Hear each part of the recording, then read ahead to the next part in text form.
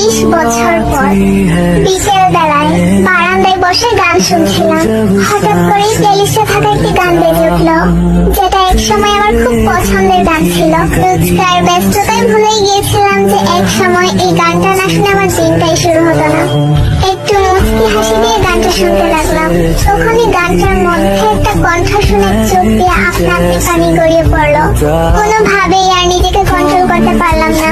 তাকে নিয়ে আগে কতই না স্বপ্ন দেখতাম, কত গল্প বানাতাম, বান্ধবীদের কানের কাছে সারা দিন চেঁচামেচি করতাম। সত্যি কত না পাগলামি করতাম তার জন্য।